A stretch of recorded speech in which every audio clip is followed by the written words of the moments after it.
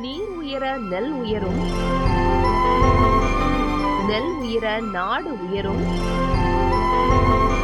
நாடு உயர கோன் உயர்வான்.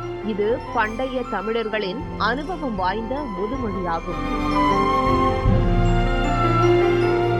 தண்ணீரின் சேமிப்பு மற்றும் அதனால் ஏற்படக்கூடிய பயன் ஆகியவற்றை ரத்தின சுருக்கமாக இதன் மூலம் நாம் தெள்ளத் தெளிவாக புரிந்து கொள்ள முடியும்.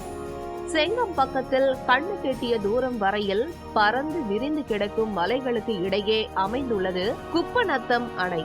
59.4 அடி கொள்ளளவு கொண்ட இந்த அணை கடந்த 2010ஆம் ஆண்டு கட்டி முடிக்கப்பட்டு விவசாயிகளின் பயன்பாட்டுக்கு கொண்டு வரப்பட்டது.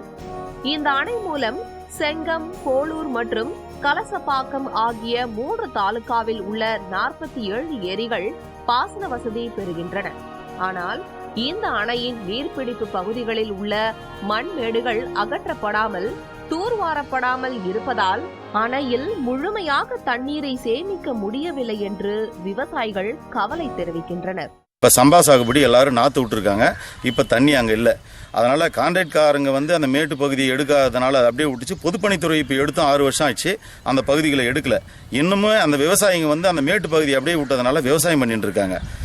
அந்த அரசாங்க கவனத்தில் கொண்டு இப்போ அந்த மேட்டு பகுதியை தூர்வாரி எடுத்து 700 மில்லியன் கனஅடி தண்ணீர் பிடிக்கிற மாதிரி குப்பநத்தம் டேம் சரி பண்ணி கொடுக்கும். சம்பா சாகுபடிக்காக செங்கம் சுற்றுவட்டார பகுதியில் உள்ள விவசாயிகளால் நெல் நாற்று நடப்பட்டு நடவு பணிக்காக தயார் நிலையில் வைக்கப்பட்டுள்ளது. ஆனால் அணையில் போதிய தண்ணீர் இல்லாத காரணத்தால் அணை திறக்கப்படாத சூழல் நிலவுவது வேதனை அளிப்பதாக சமூக ஆர்வலர்கள் தெரிவித்துள்ளனர். டேம் சரியான முறையில் தூர் வாரப்படாததுனால அங்கங்கே மேடாக இருக்கிற பகுதியில் பூரா விவசாயிகள் அதை பயன்படுத்திங்கிறாங்க. விவசாயிகள் பயன்படுத்துறதால அந்த முழு கொள்ளலும் அது இது பண்ண முடியல. அது சரியான முறையில் தூர்வாரி சமப்படுத்தி வச்சுருந்தாங்க.